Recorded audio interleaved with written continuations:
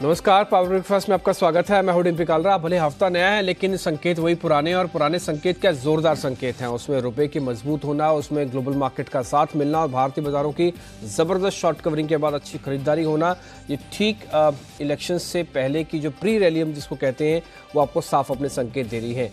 पहले हम 11,000 की बात करते थे, ना केवल इस पूरे हफ्ते के अंदर जो पिछला हफ्ता गया 11,000 बनाया टिकाया, बल्कि 11,500 तक के स्तर को भी हमने छूने की कोशिश की। और इस बीच अभी भी आप संकेत देखें, जो संकेतों के बदौलत बाजार यहां तक पहुंचा वो अभी भी है, यानी कि ये हफ्ता भी शायद तेजी का ही रह सकता है। ऐसे शुरुआती संकेत तो मिल रहे हैं। 4 ट्रिगर आपके सामने लेके आते हैं, वो सारे के सारे वही ट्रिगर्स हैं जो कि बाजार के अंदर आज अपनी छाप छोड़ेंगे। उसमें SGX निफ्टी 11,500 के ऊपर आपको दिख रहा है। हालांकि SGX निफ्टी ये फ्यूचर्स के भाव होते हैं जो कि सिंगापुर में निफ्टी लिस्टेड है उसके हिसाब से, बट आप इंडियन स्टॉक मार्केट के हिसाब से भी देखेंगे तो खराब संकेत नहीं है। भारतीय बाजारों की पिछली बार की क्लोजिंग भी वो बहुत शानदार थी। हालांकि हमने बिल्कुल लास्ट में 5-10 मिनट कुछ प्रॉफिट बुक किया, बट स्टिल उसके बावजूद भी बाजार की ठीक ठाक क्लोजिंग हमको आती हुई दिखी है। दूसरा संकेत तो रुपया 69.9 पैसे पे जाके बंद हुआ। लगातार कई दिनों की मजबूती के बाद ये 8 महीने के अपने मजबूती वाले स्तर पर तो पहुंच चुका है। ये अभी भी अपनी बढ़त को कायम रखे हुए है। एक और चीज़ है माइंडट्री, ये इसका बायबैक हो सकता है। एक बैठक होने वाली है, उसमें बायबैक हो सकता है। इससे पहले L&T ने भी संकेत दिए कि माइंडट्री के अंदर वो हिस्सा खरीद सकता है। तो ये माइंडट्री के अंदर जो हिस्सा खरीद का जो मामला है और तेज होता हुआ दिख रहा है, उसमें बायबैक का पेज भी अब आ गया है। साथ ही साथ महंगे हो सकते हैं AC और फ्रिज, क्योंकि सरकार हो सकता है कुछ इंपोर्ट ड्यूटी इंक्रीज कर दे। इनके ज़्यादातर जो अप्लायंसेस का जो प्रोडक्ट है, जो इसके अंदर कच्चा माल लगता है, वो इम्पोर्टेड ही होता है। अगर इम्पोर्ट ड्यूटी बढ़ती है तो हो सकता है आपको कुछ विदेशी ब्रांड वाली कंपनी जिनके अंदर टोटल जो प्रोडक्ट साइज़ है उसका अगर 50, 60, 70% तक विदेशों से इंपोर्ट होने वाला माल लगता है तो वो आपको फ्रिज और AC महंगे हो सकते हैं। खासकर कंप्रेसर के दाम बढ़ाने की बात सामने निकल के आ रही है। तो ये कुछ एक अहम ट्रिगर है जिसके बेसिस पर आज मार्केट अपने पर्टिकुलर शेयर्स पे, सेक्टर पे, इंडेक्स पे अपना असर छोड़ेगा। अब आते हैं ग्लोबल मार्केट्स पे। ग्लोबल मार्केट्स की क्लोजिंग भी बेहतर ही थी। US मार्केट से भी ठीक ठाक क्लोज किया। और क्या क्या संकेत है इस पूरे हफ्ते, किन चीज़ों पर ज़्यादा ध्यान रखना है, बताने के लिए मेरे सहयोगी संदीप मिर्जा जुड़े हैं। संदीप, बताएं ग्लोबल मार्केट का हाल। संकेत जोरदार हैं डिम्पी, और ये इसमें कोई दो राय नहीं है। और सबसे दमदार तो आपको SGX निफ्टी नजर आएगा जो कि 11,500 के ऊपर अभी अभी जाता हुआ दिखा है। तो ये अपने आप में बहुत बड़ा पॉजिटिव ट्रिगर है जहां तक इंडियन मार्केट्स की बात है। भले ही फ्यूचर्स के दाम है ये, और उसके साथ साथ आप देखिए एशियन मार्केट की शुरुआत पॉजिटिव, और तीसरी बात डाउ जोन्स एक बार फिर से तेजी के साथ वहां पे क्लोजिंग हुई। आधे % से 5% तक की तेजी US के मार्केट्स में थी, और डाउ देखिए 139 पॉइंट के आसपास की तेजी के साथ बंद हुआ है।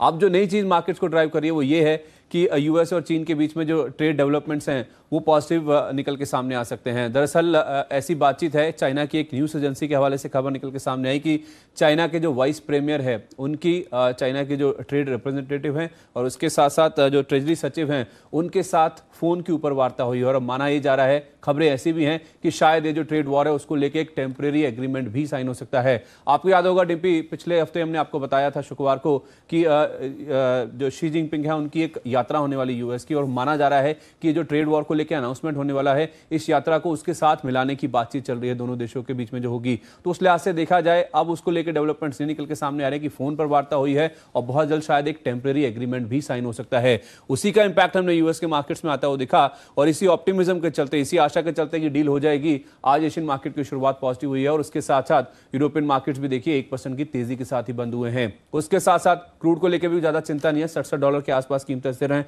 US में उत्पादन बढ़ रहा है तो उससे जो कीमतें बढ़ने की डर है, जो आशंका है, वो कहीं ना कहीं काफी कम नजर आ रही है, और हमारा रुपया तो मजबूत हो ही रहा है। तो उस लिहाज से देखा जाए चौतरफा अच्छे संकेत हैं। डाउ जोन्स तेजी के साथ बंद हुआ, और ऐसे निफ्टी तो इंडिकेट कर रहा है कि 11,500 तक की चालबाजी इंडियन मार्केट्स में आ सकती है। ठीक है, यानी कि ग्लोबल मार्केट के कुल मिला के संकेत ठीक है। उसमें से अच्छी बात ये रही कि IT का जो इंडेक्स है नैस्डैक, वो भी पिछले 4 दिनों में काफ़ी चला, और ट्रेड वॉर को लेकर भी कुछ बेहतर खबरें आ रही हैं। जैसे संदीप आपको बता ही रहे थे कि ट्रेड वॉर को लेकर जो सुगबुगाहट है बाजार के अंदर, वो पॉजिटिव नोट की तरफ ज़्यादा तेज़ी से बढ़ती हुई दिख रही है। और फेड की बैठक का तो सिलसिला है ही, अब 2 दिन की बैठक वो भी जारी है। खैर, आगे बढ़ते हैं इन संकेतों के साथ। ग्लोबल मार्केट संकेत तो मजबूत हैं। FIs और DIs भारत को लेकर जो बुलिशनेस उनकी दिख रही है वो अभी भी बरकरार है। आपके सामने आंकड़े रखते हैं, और जोरदार आंकड़े देखिए। इस बार 4,323 करोड़ रुपए का आंकड़ा है जो इंस्टीट्यूशनल ने कैश सेगमेंट में खरीदा है। उसका ठीक आधा DIs ने बिकवाली के तौर पर किया है, यानी कि FIs का आंकड़ा अभी भी बहुत ज़ोरदार है। और अगर आप मार्च से तुलना करने अभी तक के, यानी कि 18 मार्च तक देखें आज तक की डेट का, तो अब तक का सबसे बड़ा आंकड़ा एफआईज का कैश सेगमेंट में हमको इस बार बनते हुए दिखा है। F&O के अंदर भी 1690 करोड़ रुपए की नेट में इनकी तरफ से खरीदारी हुई है। कुछ ऊपर नीचे हुआ है, यानी कि जैसे कि स्टॉक्स फ्यूचर्स काफ़ी बेचे गए और इसके अंदर फ्यूचर इंडेक्स के फ्यूचर्स को खरीदा गया। ये स्टॉक्स फ्यूचर आप सबसे नीचे देख पा रहे होंगे, ये 2475 करोड़ रुपए के बेचे गए, जबकि इंडेक्स फ्यूचर आपको 2362 करोड़ रुपए के खरीदे भी गए हैं। ऑप्शंस में भी कुछ बिकवाली हुई है। अगर आप इन सबका नेट देखेंगे, नेट पिक्चर के हिसाब से, तो F&O में भी कुल मिलाकर 1672 करोड़ रुपए की एफआईज की तरफ से खरीदारी हुई है। अब रणनीति जानने का समय है। जब एफआईज का संकेत ठीक है, ग्लोबल मार्केट के संकेत ठीक है, मार्केट का मोमेंटम ठीक है, तो बाजार और कितना चलेगा, देखते हैं आज की रणनीति।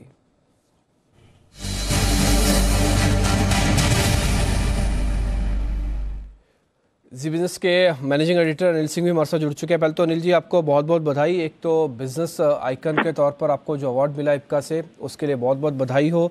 और चैनल की मेहनत और आपका जो लीडरशिप है वो बेहद काम आया। आज ग्लोबल मार्केट के संकेत वगैरह सब कुछ ठीक है, एफआईज की जोरदार खरीदारी हुई है, तो रणनीति भी जरा बताइए और मुबारकबाद भी हमारी तरफ से। बिल्कुल डिम्पी, शुक्रिया। और इस बधाई के और इस अवार्ड के हकदार दो ही हैं। एक तो हमारी पूरी टीम, सिर्फ मैं तो चेहरा हूँ, बाकी काम आप लोग ज्यादा करते हैं। और दूसरा ये कि जो हमारे दर्शक हैं, जो बिल्कुल हमें मतलब कहना चाहिए कि पूरी तरह से फैमिली मेंबर समझते हुए अपना प्यार और विश्वास हमारे पर जताते हैं, और उन्हीं की बदौलत ये अवार्ड हमें मिले। तो वाकई में अवार्ड ये लेना अच्छा फील कर रहा है कि चलिए कम से कम अच्छा काम करने की हमारी टीम जो कोशिश कर रही है उसको लोग पसंद कर रहे हैं। तो बहुत बहुत शुक्रिया सभी दर्शकों का, और आपका भी बहुत बहुत शुक्रिया। जहाँ तक बाजार का सवाल है, आप ये कह सकते हैं कि हो सकता है बाजार इन अवार्ड को आज सेलिब्रेट करने की कोशिश करें। मूड माहौल एकदम चुस्त दुरुस्त है, और आमतौर पर तेजी के मार्केट में शुक्रवार की थोड़ी मुनाफा वसूली के बाद मंडे से फिर से बाजार रफ्तार पकड़ते हैं और दमदार तेजी की पोजीशन बनी। जो आंकड़े अभी आप बता रहे थे, निफ्टी में भी जबरदस्त खरीदारी होती हुई दिखी है। 10,400 आज के लिए निर्णायक लेवल का काम करेगा, और जो छोटी ट्रेडिंग रेंज है निफ्टी, वो है निफ्टी के 10,350 से 10,500। इस रेंज के बाहर जिस तरफ निकले, 10,350 के नीचे निकला तो करेक्शन की शुरुआत होगी, और जब तक 10,350 के ऊपर है बिल्कुल डरने घबराने की जरूरत है नहीं। और 10,500 के पार निकलने के बाद अब हम लाइफ टाइम हाई की तरफ नजरें बनाएंगे, और फिर उधर जाने की कोशिश बाजार की आने वाले दिनों में हो सकती है। तो ये बड़ी रेंज है जिस पर फोकस करना है। बैंक निफ्टी बेहद इंटरेस्टिंग दिख रहा है। वैसे तो रेंज बड़ी है 29,100 से 29,500 525 के आसपास की। 29,550 पार करने के बाद बैंक निफ्टी में वो कहते हैं कि एकदम आग सी लगेगी, 530,000 की तरफ जाने की कोशिश करेगा। तो बड़े मुंह आने की संभावना तभी बनेगी जब आप 29,550 के ऊपर अब और टिक जाए, और 29,100 बैंक निफ्टी पर बेहद मजबूत सपोर्ट का काम करेगा, जो आसानी से टूटेगा नहीं। तो कुल मिलाकर व्यू तेजी का ही है, और जितना कम गैप से खुले उतना बेहतर, खरीदने के लिए बेहतर होगा। एफआईज के जब हम आंकड़े पढ़ रहे थे उसमें हमने ये देखा कि स्टॉक्स फ्यूचर्स के अंदर थोड़ी बहुत बिकवाली की गई है। ये चर्निंग का हिस्सा है जो एफआईज के आंकड़ों में भी दिख रहा है, या फिर ये चर्निंग होगी नहीं, आप एक तरफा ही समझे बाजार को इस समय? थोड़ा सा देखिए, चूंकि कैश में खरीदारी बड़ी हुई है, कई सारे ब्लॉक डील्स भी हैं उसमें जिसके चलते खरीदारी हुई है, तो सामने उन्होंने बिकवाली की है इसी लिहाज से। लेकिन नेट फिर भी खरीदारी का आंकड़ा बड़ा है। दूसरी बात ये कि इंडेक्स फ्यूचर्स जिस तरह से वो खरीद रहे हैं 2300-2400 करोड़ के इंडेक्स फ्यूचर्स, इतना खरीदना अपने आप में बड़ी बात है। तो इंडेक्स फ्यूचर्स बढ़िया खरीदने की वजह से ऐसा मुझे लगता है कि यहाँ पर एक्शन रह सकता है। आप देखिए 32 लाख शेयर ओपन इंटरेस्ट में निफ्टी में जुड़े हैं, उससे अंदाजा लग सकता है कि कितनी दमदार खरीदारी होती हुई दिख रही है। तो कुल मिलाकर डेटा बहुत बेहतरीन है, कहीं कोई दिक्कत वाली बात नहीं। ठीक है सर, बहुत शुक्रिया आपका। तो आज फिर से निर्णायक लेवल 11,400 ही रहेगा निफ्टी का। इसको एक बार पार करते हुए हम टिकाएंगे, यानी कि टिक तो रही है, लेकिन खैर इसको आज एसजीएक्स निफ्टी का पूरा सपोर्ट है, और शुरुआत में ही सपोर्ट है, तो एक अच्छी चीज़ है। और एफआईज की खरीदारी अभी भी जारी है, और भारी भरकम डाटा के साथ खरीदारी होती हुई दिखी है। ये तो इंडेक्स की रणनीति रही। ग्लोबल मार्केट का आपने आउटलुक देख लिया। अब हम आगे बढ़ते हैं और ये जान लेते हैं कि पर्टिकुलर शेयर्स पे कौन कौन से खबरें हैं आज। पूजा त्रिपाठी हमारे साथ जुड़ी है। पूजा, गुड मॉर्निंग, बताएं आज के स्टॉक्स एंड न्यूज़ कौन से हैं? Good morning Dimpy. शुरुआत सबसे पहले आज के अहम ट्रिगर से कर लेते हैं। आज भारत डायनामिक्स, एनएलसी इंडिया और हिंदुस्तान एरोनॉटिक्स, इन तीनों कंपनियों पर नजर रखिए। तीनों ही कंपनियों की बोर्ड की बैठक होगी जिसमें कि डिविडेंड को लेकर कुछ फैसला लिया जा सकता है। इसके अलावा टीवीएस मोटर्स भी आज फोकस में रहेगा। 1.4 रुपए प्रति शेयर डिविडेंड की आज एक्स डेट है, तो डिविडेंड के चलते ये तमाम शेयर आज फोकस में रहेंगे। रहेंगे। इसके अलावा एम्बेसी ऑफिस पार्क्स रीट का पहला आईपीओ खुलेगा और ये देश का पहला आईपीओ है, तो ये भी एक बड़ा ट्रिगर है मार्केट के लिए। 20 मार्च तक ये आईपीओ खुला रहेगा। आईपीओ का प्राइस बैंड 299 से 300 रुपए प्रति शेयर तय किया गया है, तो ये इवेंट भी काफी इंपॉर्टेंट है जहां पर कि आपको नजर रखनी है। इसके अलावा माइंडट्री भी आज फोकस में रहेगा। 20 मार्च को कंपनी की बैठक होगी जिसमें कि बायबैक को लेकर कुछ घोषणा हो सकती है, तो माइंडट्री पर आज नजर रखिए। एमएसटीसी आईपीओ, ठंडा रिस्पांस मिला है आईपीओ को और इसके चलते आईपीओ की जो समय सीमा है वो बढ़ा दी गई है, 20 मार्च तक की कर दी गई है और प्राइस बैंड भी घटा दिया गया है कंपनी का। 18 मार्च को बंद होना था ये आईपीओ, लेकिन अब 20 मार्च को खत्म होगा, तो कुल के जो सब्सक्रिप्शन मिला था वो भी करीब 1.12 गुना ही मिला था, तो आज इस पर भी नजर रखनी होगी। आज तमाम कंज्यूमर ड्यूरेबल सेगमेंट फोकस में रहेंगे।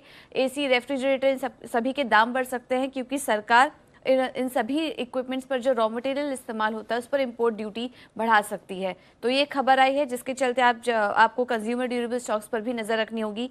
डीएलएफ पर फोकस रखिए। खबर आ रही है कि गुरुग्राम कमर्शियल प्रोजेक्ट में कंपनी की 750 करोड़ के निवेश की योजना है, तो आज डीएलएफ फोकस में रहेगा। इसके अलावा देवान हाउसिंग फाइनेंस पर भी नजर रखिए। वॉर्बक पिंकस एवेंसी फाइनेंशियल का 80% हिस्सा खरीद सकती है। ये कंपनी की एक सब्सिडरी है जिसमें कि कंपनी वॉर्बक पिंकस निवेश कर सकती है, तो आज देवान हाउसिंग फाइनेंस भी फोकस में रहेगा। इसके अलावा जम्मू एंड कश्मीर बैंक पर नजर रखिए। 185 करोड़ में पीएनबी मेटलाइफ में हिस्सा बेचने का प्रस्ताव दिया है बैंक ने, अभी रेगुलेटरी अप्रूवल मिलनी बाकी है, लेकिन इस खबर के चलते आज जम्मू एंड कश्मीर बैंक पर कुछ रिएक्शन देखने को मिल सकता है। और आखिर में बात करते हैं ल्यूपिंग की।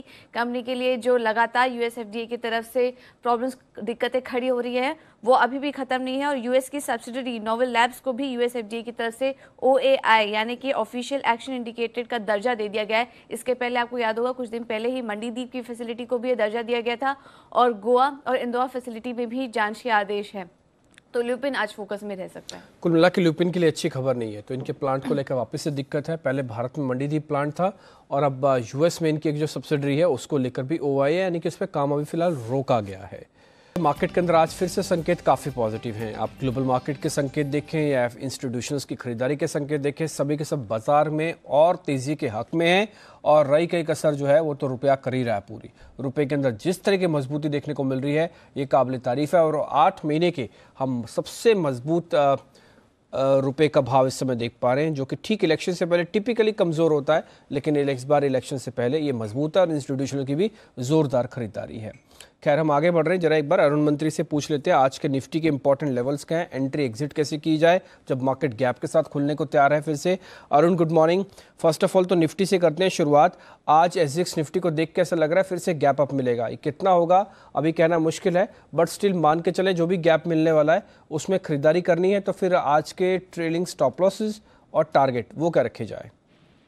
Good morning Dimple ji. Morning sir. देखिए पिछले कुछ दिनों से काफी अच्छी जो तेजी है निफ्टी में, हमें लग रहा है वो तेजी आने वाले दिनों में भी जारी रह सकती है, लेकिन अगर आज मार्केट 30 से 40 पॉइंट ऊपर खुलता है तो मुझे लग रहा है थोड़ा वेट करना चाहिए, मार्केट में कोई करेक्शन का वेट करें। 11,400 11,420 के पास अगर निफ्टी मिलता है तो वो ज्यादा बेहतरीन लेवल होगा बाई करने के लिए, तो 11,400 420 के पास निफ्टी को लॉन्ग करें। 11,370 का स्टॉप लॉस लगाएं जो कि कल के लो के नीचे रहेगा और 11,500 तक निफ्टी आज या कल तक जा सकता है। ठीक है, यानी कि 11,500 तक आप कह रहे हैं आज या कल तक जा सकता है, लेकिन खरीदारी का स्तर आपको 400, 410, 420 के आसपास होने जानी चाहिए। अगर आप मान लीजिए 30 पॉइंट 40 पॉइंट गैप के साथ खुल रहे हैं तो कोशिश करें या तो बहुत कम हिस्सा लें, अगर ले भी रहे हैं तो थोड़ा नीचे के लिए भी छोड़ दीजिएगा, यानी कि 11,020 तक अगर वापस निफ्टी आपको मिल जाए जिस रेट के आसपास क्लोज हुई है तब भी ठीक है। 11,360 का एक स्टॉप लॉस रखेंगे। अरुण आपके शेयर कौन से?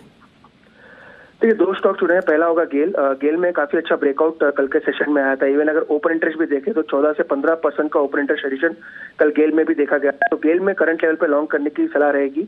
355 का स्टॉप लॉस लगाएं और 369 का टारगेट रखें। और दूसरा स्टॉक होगा एस्कॉर्ट्स। मुझे लग रहा है ऑटो स्टॉक्स यहाँ से काफी अच्छा मूवमेंट दे सकते हैं, तो एस्कॉर्ट्स में लॉन्ग करने की सलाह रहेगी। 788 का स्टॉप लॉस लगाएं और 822 का टारगेट रखें। ठीक है, एक तो गेल के अंदर आपको खरीदारी करनी है, गैस बेस्ड शेयर है, टिपिकली काफ़ी चलता भी है, और अब तो खबर ये भी आ रही थी कि फ्रेट बढ़ाए जा रहे हैं गैसेस के, अगर ये बढ़ गए हैं बढ़ाए जा रहे हैं तो इसका बेनिफिट मिलेगा गेल को। दूसरा है स्कॉट्स जिसके अंदर अच्छी खासी पहले शॉर्ट कवरिंग दिखी, एक ऐसे लेवल पे आ चुका है जहाँ पे इंस्टीट्यूशनल बाइंग भी स्कॉट्स के अंदर तेज़ हो सकती है। 822 रुपये का आज का टारगेट है, इसमें भी आपको खरीदारी करके चलना है। अरुण बहुत शुक्रिया आपका। ये तो निफ्टी बताने के लिए लॉन्ग करें, गेल और स्कॉट्स प्लस करना है। जरा कमोडिटीज़ मार्केट के भी आप ट्रेड देख लीजिए। अमित सजीजा जिनसे हमने बातचीत की वो ये कह रहे हैं कि आप सोने पे अभी बिकवाली करें। ये बात तो तय है कि जब जब इक्विटी मार्केट के अंदर जोरदार तेजी आएगी, इंस्टीट्यूशनल की खरीदारी का आंकड़ा बड़ा आएगा, आप ये अनुमान लगा सकते हैं कि सोने के अंदर बिकवाली का आंकड़ा आ सकता है, स्ट्रेटजी आ सकती है, नहीं तो ठहराव जरूर आएगा। तो इसलिए 31,700 तक का टारगेट है, 32,100 का आपका एक स्टॉप लॉस होना चाहिए। रही बात क्रूड की, $67 का क्रूड है, ये $65 से $67 के रेंज के अंदर बार बार अपने अपर एंड को टेस्ट कर रहा है। इसलिए इम्पॉर्टेंट है कि अगर ये रेंज को ब्रेक करेगा तो कम से कम $3 से $4 का बड़ा मूव आ सकता है। क्योंकि रुपया मजबूत है, शायद आपको इकोनॉमिकली ज़्यादा असर ना पड़े, बट हाँ ट्रेड के हिसाब से इम्पॉर्टेंट है, इसलिए प्लस कॉल आई है 4085 और ये इम्पॉर्टेंट है आज के टारगेट के। अगर आप क्रूड के अंदर कोई तेज़ी बनाना चाहते हैं 3960 का एक स्टॉप लॉस भी आप रख लें। दिवांशी से कुछ ब्रोकिंग हाउसेस की रिपोर्ट्स है वो भी देख लेते हैं। दिवांशी बताएं। बिल्कुल, आज सबसे पहले शुरुआत लुपिन से करते हैं क्योंकि जिस तरह से न्यू जर्सी प्लांट में यहाँ पे OAI यहाँ पे आता हुआ दिख रहा है, इसके बाद लुपिन पर जितने ब्रोकिंग हाउसेस है वो काफ़ी नेगेटिव होते हुए दिख रहे हैं। सबसे पहले अगर CLSA की बात करें तो उन्होंने अपने लक्ष्य काटे हैं, यहाँ पे 30 रुपये से लक्ष्य काटे हैं और बिकवाली की राय 730 तक के नए टारगेट्स वो यहाँ पे सुझा रहे हैं। इसके अलावा क्रेडिट स्विस ने अंडर परफॉर्मेंस की रेटिंग को बरकरार रखा है, अपने टारगेट्स 800 को बरकरार रखा है। वहीं पर अगर जेफरीज की बात करें तो अंडर परफॉर्मेंस की रेटिंग को उन्होंने बरकरार रखते हुए 680 तक के लक्ष्य दे रहे हैं और वो ये मान के चल रहे हैं कि यहाँ पे जो ANDAs की मंजूरी मिलनी बाकी थी उस पर बहुत ज़्यादा इम्पैक्ट यहाँ पे आता हुआ दिख सकता है, क्योंकि करीब 25% की जो ANDAs की मंजूरी बाकी थी वो इस प्लान से आनी थी और रेगुलेटरी इश्यूज जो है अब वो बहुत ज़्यादा लुपिन पर आते हुए दिख रहे हैं। इसी के चलते CLSA ने अपने लक्ष्य काटे हैं। इसके अलावा CLSA ने सीमेंट पर आज रिपोर्ट निकाली है, जहाँ पे वो लगातार हम देख रहे हैं कि जो 3 कंपनीज हैं, रामको सीमेंट, ACC और श्री सीमेंट, इस पे लगातार पॉजिटिव हैं और वो ये मान के चलते हैं कि अगर कीमतें करीब 1% से अगर बदलती हैं तो जो EPS का अनुमान है उनका 5 से 8% तक बदलता है। अगर प्राइजेस यहाँ पे 1% तक गिरती हैं तो जो EPS का अनुमान है वो भी 5 से 8% तक यहाँ पे गिरावट दिखा सकता है। तो ये जो उतार चढ़ाव है कीमतों में वो लगातार यहाँ पे चलता रहेगा, लेकिन मांग किस तरह से आती हुई दिखती है उस पर बहुत ज़्यादा फोकस है। ये 3 कंपनी है जहाँ पे थोड़ी सी उनको स्टेबिलिटी दिखती है, इसी के चलते ये 3 कंपनीज उनकी टॉप पिक्स हैं। साथ ही आज HSBC की रिलायंस इंडस्ट्रीज पर पॉजिटिव रिपोर्ट है, जहां पे उन्होंने अपने लक्ष्य को बढ़ा दिया है। पहले 1402 तक के लक्ष्य थे, अब बढ़ा के 1500 तक के लक्ष्य किए हैं उन्होंने और ये मानते हैं कि जो रिफाइनिंग कारोबार है वहां पे मार्जिन थोड़े से इम्पैक्ट कर सकते हैं, लेकिन उसके बदले जो रिटेल कारोबार है वो काफ़ी मजबूत आता हुआ दिख रहा है और रिटेल कारोबार से ओवरऑल जो मार्जिन है कंसोलिडेटेड बेसिस पर वो सुधरते हुए दिख रहे हैं और इसी के चलते उन्होंने अपने जो लक्ष्य है वो भी बढ़ा दिए हैं। तो आज लुपिन, रिलायंस इंडस्ट्रीज और सीमेंट पर फोकस करना चाहिए। कुछ एक ब्रोकिंग हाउसेस की रिपोर्ट्स और अलग अलग रिपोर्ट्स अलग अलग शेयर पर अपना असर छोड़ेंगी। दिवांशी बहुत शुक्रिया ये सारी रिपोर्ट्स बताने के लिए।